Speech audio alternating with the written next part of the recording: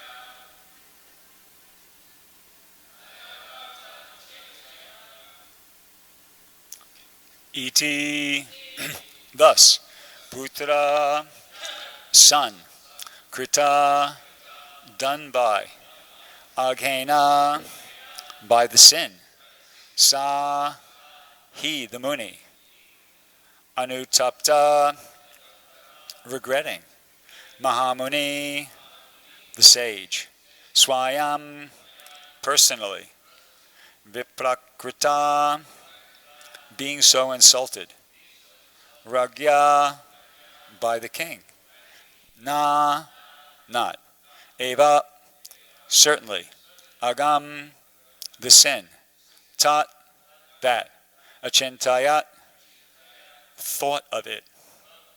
Translation and purport by His Divine Grace, A.C. Bhaktivedanta Swami, Srila Prabhupada. The sage thus regretted the sin committed by his own son. He did not take the insult paid by the king very seriously. Purport. The whole incident is now cleared up. Maharaj Parikshit's garlanding the sage with a dead snake was not at all a very serious offense, but Shringi's cursing the king was a serious offense. The serious offense was committed by a foolish child only, therefore he deserved to be pardoned by the Supreme Lord, although it was not possible to get free from the sinful reaction. Maharaj Parikshit also did not mind the curse offered to him by a foolish Brahmana. On the contrary, he took full advantage of the awkward situation, and by the great will of the Lord, Maharaj Parikshit achieved the highest perfection of life through the grace of Srila Sukadeva Goswami. Actually, it was the desire of the Lord, and Maharaj Parikshit, Rishi Samika, and his son Shringi were all instrumental in fulfilling the desire of the Lord.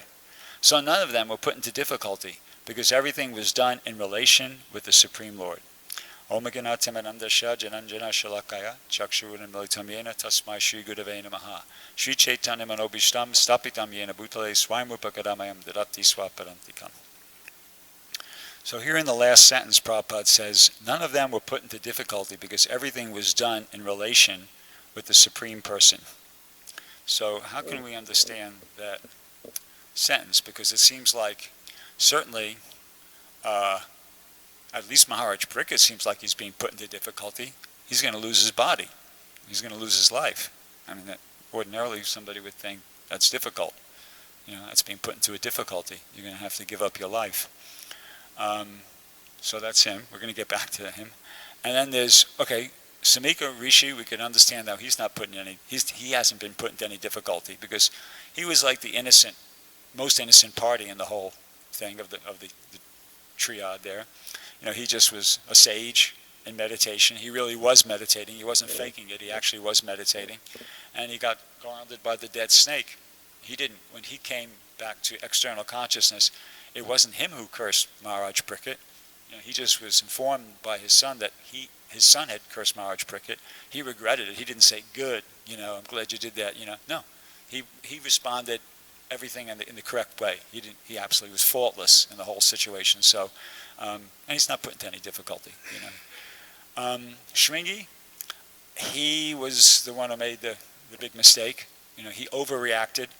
It's understandable how he could have become upset because, trying to see things from his perspective, he finds out from his friends that his father, who he loves, was garlanded by a dead snake by the king.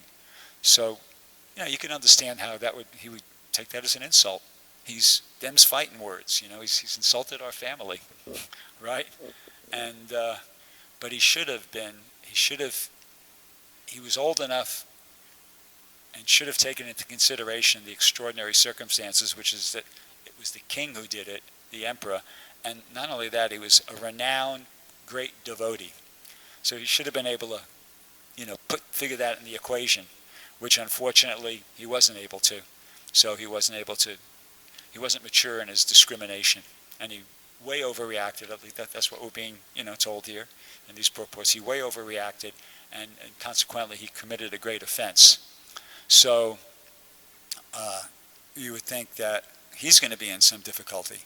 But here in this purport, earlier in the purport, Prabhupada says, the serious offense was committed by a foolish child only, Therefore he deserved to be pardoned by the Supreme Lord, although it was not possible to get free from the sinful reaction. Now what does that mean? Let's look at that sense. What does it mean? I mean, how nothing's impossible for Krishna, so how is it not possible for Shringi to get free from the sinful reaction?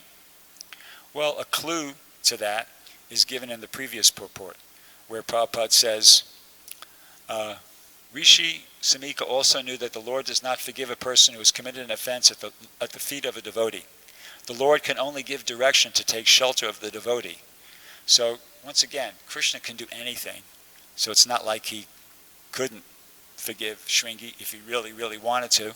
But Krishna is a person, and just like in one purport in the first canto of the Bhagavatam, Prabhupada says, our psychology is a reflection of Krishna's psychology. So Krishna can have, preferences and policies. So it's a policy of Krishna. This is Krishna's policy, that if somebody commits an offense at the lotus feet of a devotee, he doesn't forgive him. But they have to take shelter at the feet of that devotee. So that's the best I could do in understanding this other statement of Prabhupada, says he deserved to be pardoned by the Supreme Lord, although it was not possible to get free from the sinful reaction. It wasn't possible because that means Krishna would be going against his own policy, right? Which, Anyway, so Shringi was really not going to be in difficulty because basically, from what I can understand, he was pardoned. But how about Maharaj Parikshit? Maharaj Parikshit, he's going to lose his body. So how is he not being put into difficulty? Well, he's not being put into difficulty because he is able, as Prabhupada's making this statement, he's able to understand the whole thing from the spiritual perspective. Maharaj Parikshit is not thinking that, oh, woe is me. Here I am, the king, I'm a young man, and I'm enjoying life, and now this has happened to me, and it's all over, No. He's understanding it from the spiritual perspective. He knows that, I'm spirit soul, and I'm eternal servant of Krishna. This has happened. It's Krishna's will. Somehow this is an arrangement of Krishna. He could, see beyond the immediate situation, and he can understand that, well, Krishna is just accelerating my going back to Godhead. That's how he's taking it. And he's right. You see? He's right. So, in his case, there is no difficulty because of his advanced spiritual consciousness and his spiritual vision.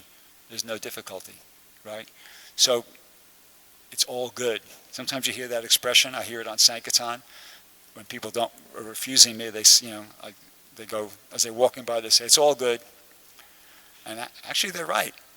But they don't know what they're talking about. It is all good. Huh?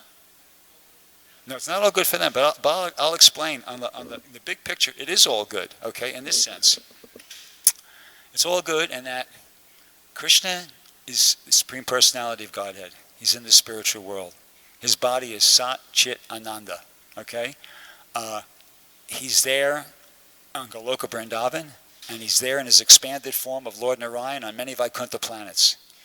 In those spiritual planets, on those spiritual planets, there is reciprocal loving relationships going on between Krishna and his devotees, persons, who are eternal spiritual persons. And they have spiritual bodies, eternal spiritual bodies, just like Krishna. And they're engaging, they're loving Krishna as friends in Goloka Vrindavan, as a friend, as a parent, as a conjugal lover, and Krishna's loving them back. And in the other Vaikuntha planets, they're loving Krishna as a friend, but more like in a formal type of friendship than, very intimate friendship, and as servant. And Krishna's loving them back as friend and master. So it's all good in the spiritual world. That's a no-brainer, understanding how the spiritual world is all good. But then somebody might say, well, okay, wait a second, hang on. What about the material world? You can't tell me this place is all good. Well, okay, it's a matter of perspective. You see, it's a matter of perspective. This material world seems like not all good because there's suffering here. Okay, there's suffering. There's old age. There's disease. There's death. There's adhyatmic miseries, adhibautic miseries, adhidaivic miseries. Miseries of your own mind and body, miseries inflicted upon us by other living entities, miseries of the, natural disasters.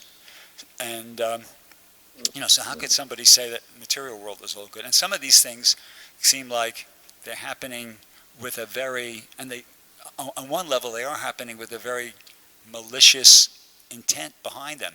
You see, say, when somebody commits a murder, not only is it he's inflicting suffering upon that person, or death, which is worse than that, but he's doing it with a malicious intent.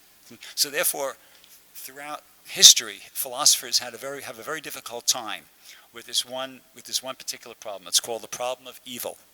You see, and it's one of the the biggest philosophical stumbling blocks for people to accept that there's a God. A lot of people, get stuck on this one and they become atheists as a result. It goes something like this. It's a simple syllogism, There's evil in the world. Okay, everybody will agree with that, generally speaking out there. There's evil in the world, okay? And if there was a God who was all-powerful, all-knowing, and all-benevolent, there couldn't be evil. How could there be evil, right? Therefore, the third line is, therefore there's not a God of that description, see? That's the syllogism. But I had, I think, an insight onto that in preparing this class. Actually, it depends how you define evil, okay? And it depends on what level you're perceiving things, and I'll explain, okay? This is how I define evil. I define evil as an act performed with a conscious, malicious intent. That's evil, which is different from, say, if somebody gets hit by a bolt of lightning or something like that. That's horrible, that's tragic, that's a disaster, but you can't say that the lightning bolt is evil, because it's just, it's forces of nature, okay? So evil is that, okay? Now, here in the material world, things happen, and generally the people on the receiving end of a lot of the undesirable things that happen, they perceive those things as evil. And quite rightly so. If you're getting raped or murdered or attacked or something like that, you could think that, well, obviously, how can you say there's no evil in the world? Look what's happening. Now, and being done with a conscious malicious intent. And that's true on a certain level. But if you take it to a higher level, there is no evil. And I'll explain that. The background, the underlying background of this whole cosmic manifestation is not evil. In other words, Krishna is behind the arrangement of this material world. We'll go back a couple steps. Let's go back to the spiritual world. In the spiritual world, you have Krishna and Narayan, and you have innumerable parisads, eternal associates, okay? And they're engaging in their devotional service to Krishna. So if one of them or some of them decide that they don't want to be engaged in Krishna's service anymore, what's Krishna supposed to do? No, they're not slaves. The eternal associates of Krishna in the spiritual world, they're not slaves, they're not robots, they're not spiritual infants, they're mature spiritual personalities. So Krishna's got a situation where he's got mature spiritual personalities, and they don't want to serve him anymore for some reason. Not a good one, obviously, or not a good one. And so Krishna's got to do something about that, okay? Does he snuff them out of existence? No. That's not, they're eternal. They're part and parcel. That's not, it's like he won't do that. So Krishna has to come up with a way in which to deal with that, you see? So he did, and that's the material world. So notice the background. Krishna's not thinking when a living entity or a devotee in the spiritual world messes up and has to come to the material world. Krishna's not thinking, okay, now here's my chance to get even. I'll show these. No, he's just thinking, oh, bummer. He doesn't like it. He's not happy about that. See? So he creates this material universe, the whole cosmic manifestation, but there's a loving intent behind it. There's a loving intent behind the cosmic manifestation. It's Krishna's arrangement not to reform, not inflict evil and suffering, maliciously, sadistically on living entities that didn't want to serve him anymore. But it's Krishna's attempt, the whole cosmic manifestation is Krishna's attempt to reform, to give these living entities, us, right, an opportunity to reform ourselves, get our act together, so we can go back and be with him in the spiritual world, so we can join in. Now, I got a couple Shastric references to support this point. The first comes from the Srimad Bhagavatam, 3rd Canto, Chapter 5, Text 24 in the purport. I'm not going to read the whole thing, just a couple sentences. The Lord wanted to create the cosmic manifestation to give another chance to the conditioned souls who were dormant in forgetfulness. The cosmic manifestation, see, another chance. The cosmic manifestation gives the conditioned souls a chance to go back home, back to Godhead. And that is its main purpose. See? So there's a loving intent behind the whole thing. Yeah, there is perceived suffering and perceived even evil here in the material world, but the bigger picture, if you can understand, if you're fortunate to have this knowledge and you can understand the bigger picture, you can see how it's all good. It's just Krishna, the Supreme Personality of Godhead, the all-knowing, all-powerful, and all-benevolent Supreme Being, trying to give his wayward parts and parcels a chance to come back to be with him in the spiritual world again. But they got to get their act together. Now, if you could think of a better way, a better arrangement, a better way that Krishna could deal with the situation of souls misusing their free will and not wanting to serve him anymore and having to be reformed, if you could think of a better arrangement, then after class this morning, go right up there in front of the altar and tell Krishna, and because I'm sure he'd be glad to know about it. But I can't think of a better arrangement. I mean, this is Krishna's arrangement, okay? So, now, is it I'll give you an example, okay, and of kind of what I'm talking about. It's perspective. A couple of weeks ago, I had in the situation where I went into the Govinda's restaurant, and I was getting prasadam, and it happened to be Ekadasi. There was I saw a person. He was taking prasadam, and he was and it was not Ekadasi prasadam. So I said, Prabhu, it's Ekadasi today. And he go, oh. Anyway, I could see this person didn't have the right attitude about the whole thing. So I chastised him, right? I said, you're a nonsense. I got upset like that.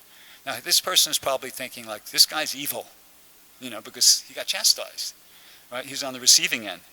But I'm thinking, actually, I'm this guy's best friend, because, this is like that. Following Ekadasi, that's not an ideal standard. That's a basic minimum requirement. Just like when you come into the temple room, you got to take off your shoes. That's not an ideal standard. That's not something that, I'll gradually learn how to take off my shoes when I come to the temple room over a period of time. Or I'll do it sometimes, but not other times. No. From the very first time you come to the temple, you have to take off your shoes before you come into the temple room. I mean, the only exception would be if somebody was, had some serious medical situation which prevented them from removing their shoes, and then we'd probably even do something like help them clean the bottom of their shoes, and we might even make an exception. But in general, somebody, if they're able to, they got to take off the shoes before they come in the temple. That's, basic minimum requirement, not an ideal standard. So the point is that I'm trying to make is that it's a matter of perception. When you are on the receiving end, it's easy to think that, that I'm the victim and it's the other person who's bad. But I mean, in that situation, I'm not going to take a vote or anything like that. But I'm sure a lot of devotees would agree that, that was good. You did the right thing because actually, you helped that person. Just like another example would be when a surgeon performs an operation. Sometimes, he's got to take, or a doctor, he's doing something. Like I'll give you an example. My father was in the World War II, okay? And so he was in the South Pacific, and he developed this infection on his leg, on the right leg, above the ankle, below the knee. So they were, they told him, we're going to have to amputate. And he said, no way. I don't. He didn't. He wouldn't sign. He wouldn't give him permission. No way. He said, and they said, well, then we're going to have to, cut. And he said, well, okay, then do it. He said, but he was in the middle of the South Pacific. It wasn't like at a hospital or something like that. They didn't have the stuff, the proper medical arrangements. So they just basically he had to bite the bullet. They gave him something, I can't remember, but didn't cover the pain, and they just were cutting, and he was, So, it seems like, wow, these cruel doctors, but no, and he could have been thinking, these guys are horrible. But no, they did it to help him. The overall intent was to say, okay, the guy doesn't want to have his leg amputated, so we got to do this. So it's the same. So everybody, you get the idea. So Krishna is in that position. It's tough love. This whole material world is Krishna dishing out tough love. It's love, but we're on the receiving end of the, we're the ones who are in the process of being reformed. So if we're not fortunate enough to have this philosophy, we won't be able to understand things in the proper way. But those of us who are devotees, we can understand that when things happen that seem like undesirable, it's all part of Krishna's big overall plan to reform us and bring us to the platform of pure devotional service. So getting back to this other point here, so Krishna's, the whole material world is an opportunity for us to reform ourselves so we can go back to Godhead. And somebody might ask, well, is that just Krishna's general desire, or does he have a specific plan? Actually, Prabhupada was asked this back in the very end, 1977. Prabhupada, when he was in Vrindavan in his last days, he was, they had some devotees there taking care of him and everything. And on one day he said, actually, I want to make the whole world Krishna conscious. And they asked Prabhupada, is that just like a general desire, or do you have some specific plan? And Prabhupada said, specific plan. He wasn't talking a lot at that point. So he said, specific plan. And he said, what is that? They asked him, what is that? He said, Varnashram, like that. That was Prabhupada's answer. So he had a specific plan. So in the same way, Krishna wants to see ideally Krishna wants to see all jivas in the spiritual world. He wants to see everybody participating in actually, if I would have read the rest of this purport, it goes on to say that he wants to see he wants to awaken. Prabhupada gives the example of like the husband wants to awaken the wife that's sleeping so that she can enjoy with all the other wives. And then he goes on to say that Krishna wants all the living entities to have the opportunity to participate in his Rasa Lila dance, pastime, which is the perfection of devotional service. See, so that's what Krishna wants. Krishna wants us all his jivas, all his parts and parcels to be, participating in the highest spiritual affairs like that. So, right, and he has a specific plan to execute that purpose, to accomplish that, to achieve that purpose. What is that plan? Well, right? That plan is the Sankirtan movement. In the teachings of Lord Chaitanya, chapter 17, Prabhupada makes the same statement. He says, the Sankirtan movement, at least certainly for now, in the day and age we're living in, says the Sankirtan movement, inaugurated by Lord Chaitanya, is a transcendental pastime of the Lord. Now here Prabhupada does something, he's presenting Lord Chaitanya thinking, okay? Quote, he goes, by it I live. This is Lord Chaitanya speaking. By it I live simultaneously to preach and popularize this movement in the material world. See, so that's an excerpt from this teachings of Lord Chaitanya. So this is the plan of Lord Chaitanya. This is the plan of Krishna and Lord Chaitanya, not the same person, to make everybody Krishna, to give everybody the opportunity to help everybody become Krishna conscious. The Sankirtan movement. And Lord Chaitanya is saying, by it I live. Now, in saying by it I live, I don't think he's saying I like it. Like I might say, by book distribution I live. I might be expressing that I like it, but I think Lord Chaitanya is expressing more than that here. He's expressing that it's a sense in which it's not different from him. You see, and I will support that by two other references from the Chaitanya Charitamrita, that the Sankirtan movement is, and what I'm going to support is that the Sankirtan movement is non-different from Lord Chaitanya, from the Supreme Personality of Godhead, Lord Chaitanya. So when you're participating in the Sankirtan movement, you are associating directly, personally, with Lord Chaitanya, the Supreme Personality of Godhead. Okay, here's the reference. This is from the Srimad Bhagavatam, chapter 9th canto, 24th chapter, text 56. It says, Sri Chaitanya Mahaprabhu has inaugurated the Hare Krishna movement, which is getting even more specific, Hare Krishna movement, which is not different from Krishna, the Supreme Personality of Godhead. If one associates with this movement, he directly associates with the Supreme Personality of Godhead. Okay? So it's non-different from Krishna, the Hare Krishna movement. And here in the Anshalila, chapter 5, text 88, Prabhupada says, the present Krishna consciousness movement is non-different from the pastimes performed by Sri Chaitanya Mahaprabhu when he was personally present, for the same principles are being followed and the same actions performed without fail. So, so this is very important, it's very significant that this is, Krishna wants every living entity, every jiva to return to pure devotional service, and this is the way, the arrangement he's made to facilitate that, the Sankirtan movement, the Hare Krishna movement to be more specific, which is non-different from Krishna and Lord Chaitanya. So, we should participate in it. We should participate in the Sankirtan movement, and we should try to give it to other people. You know, that's really the defining characteristic between a Kanishta Adhikari and a Majjhima Adhikari.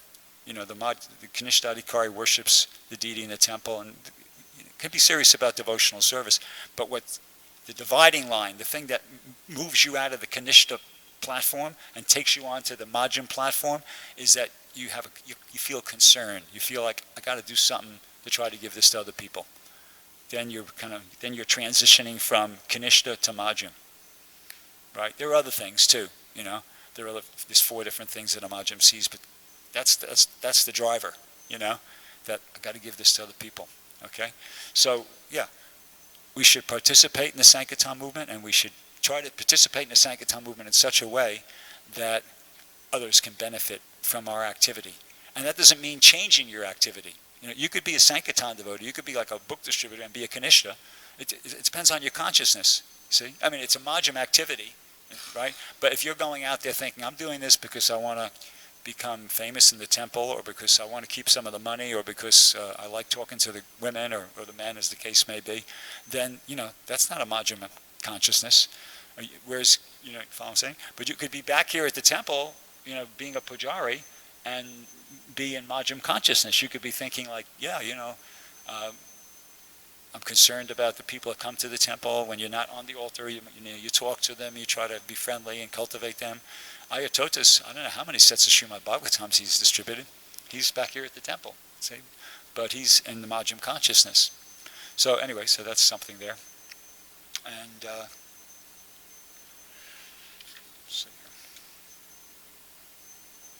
so in the purport it talks about, you know, the will, the great will of the Lord, and the desire of the Lord. So I think I'm touching upon both those points in what I'm saying. It's the desire of the Lord that everybody return to pure devotional service, and that desire is being manifested in the Sankirtan movement.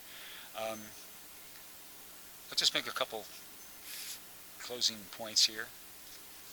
In terms of, because I kind of got to the point where I'm talking about our role in the whole thing, and I've mentioned that we should participate, and specifically, well, one point before, I'm going to elaborate upon how we should participate, but before I do, it's really to our advantage, it's to our benefit in every which way to really try to wholeheartedly participate in the Sankirtan movement. We become purified. Other people become benefited. And not that we want this, not that this should be our prime motivation, but, you know, we become glorious. Why? Because Krishna wants that. In the Bhagavad Gita, chapter 11, text 34, in the purport, Prabhupada says, every plan is made by the Supreme Personality of Godhead, but he is so kind and merciful to his devotees that he wants to give the credit to his devotees who carry out his plan according to his desire.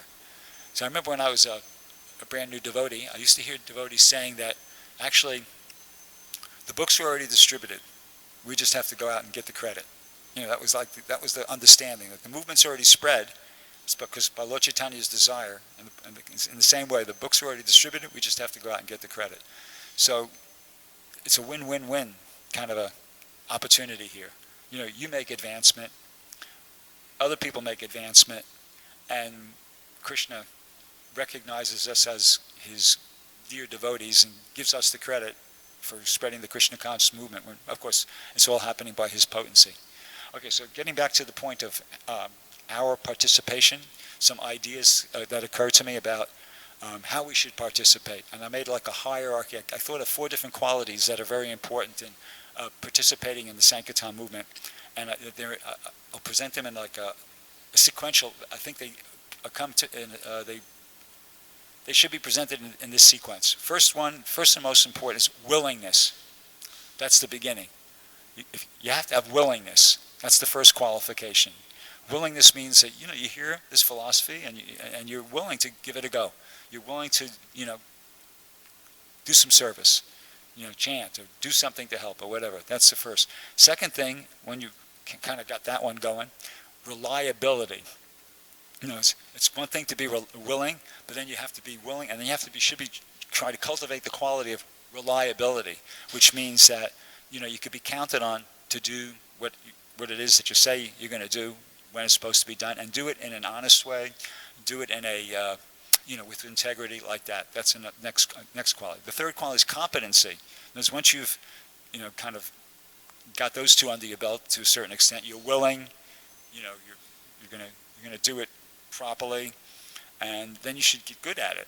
You should work at doing it competently, because everything requires some ability, some skill. So you got to try to work on developing the skills.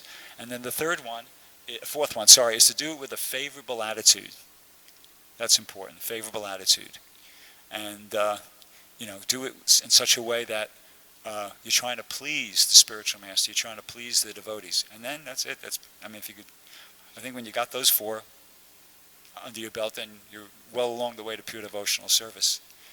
So I'll stop there. Does anybody have any questions or comments or anything they'd like to say?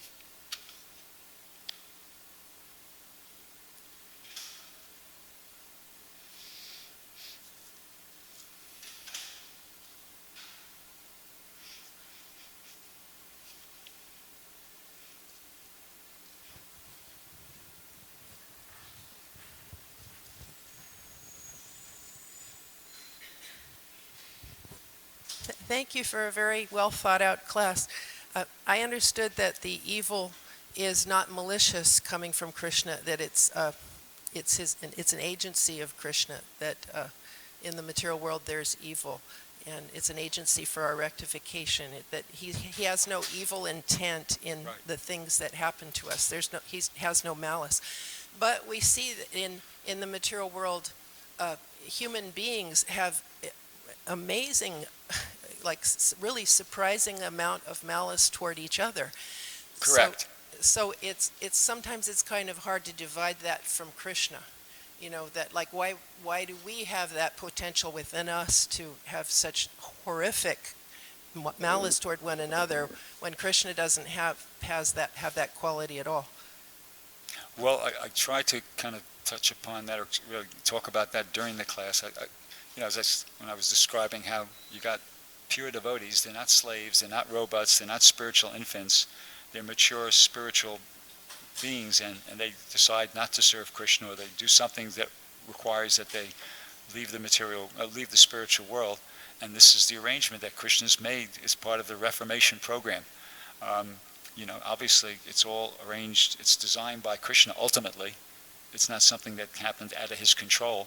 So this is the best Krishna was able to come up with as part of his program to reform his jivas and bring him back to the platform of pure devotional service. As I said, if you could think of something better, tell him. That's the definition of a devotee, that he sees that the material and spiritual world, that he sees the material world and he sees the spiritual world is a aham sarvasya prabhavo mata sarva pravartate, that all of it is is Krishna's energy, and then when he understands that completely, he'll engage in devotional service with all his heart, But I think we get hung up on seeing the horrible things in this world. But if we can just get past that and understand that it's really Krishna's agency for helping us to understand. Yeah, I agree, and it's something that's worth thinking about deeply, because it's a really important point. As I said, it's the major stumbling block for a lot of people, and it's even something that prevents them from believing God. Causes them to be atheists, because first of all, they don't even have the ideas to deal with it, and even basically that most people don't have the ideas. If outside of Krishna consciousness, you don't really find the intellectual tools required for them to really deal with the problem of evil or in the world in an intelligent way. I know, without getting specific, but I'm talking about other, major world religions and of course atheism or just physicalism in science. The idea that we're just basically matter. They don't have what it takes to even, Like in the Bhagavad Gita, it says that the three modes of nature, these three modes of nature in this material world are my divine energy. So, yeah. It's interesting, but it takes, you have to really think about it, and yeah. Right. Yeah, somebody might think, Prabhupada always would give the example of the prison system. Is the government evil because they have prisons all over the country? The prisoners might think so. There's probably probably a lot of criminals that are sitting in a jail right now thinking like, man, this is evil. All I did was try to just steal a car. I mean, big deal, and I'm sitting in this jail cell for the last 5 years. But, they have their way of seeing it. But from the government's perspective, no, it's a good thing. They see it as a good thing. It's not perceived by the criminals as such, but it's perceived by the government as, this is good. This is, we're dealing with these guys. We can't allow people to commit crimes. What about all the law-abiding citizens? We got to protect them. And we also, simultaneously, we're doing something to give these people a chance to reform. Hopefully, when they'll chill out, hopefully they'll sit in the jail cell and they'll kind of get it at some point. And when they come out, they're not going to do that again. And they'll be law-abiding citizens contributing to the overall welfare of the society. So the horrific things that people do to each other in this world, those are a perverted reflection of Krishna's ability to have malice. Because Krishna is not without malice. He has the ability. Krishna has the ability to fight demons and to to become angry when there's injustice. So that's within Krishna. But when it comes out in us, it must be like I wouldn't call perversion. that malice. Krishna has the ability to get angry. But it's not malice because the demons he's fighting with, they always they get benefited, they get liberated. Like Putana got Sarupya Mukti with Vatsalya Ras, and these demons that Krishna fights with, they get liberated. So I don't call that malice. The word malice is a wrong word. Yeah. Well, everybody's going, so it's probably a good time to stop the class. Kantarad Srimad Thank you. Bhagavatam Ki Jai, Srila Prabhupada Ki Jai.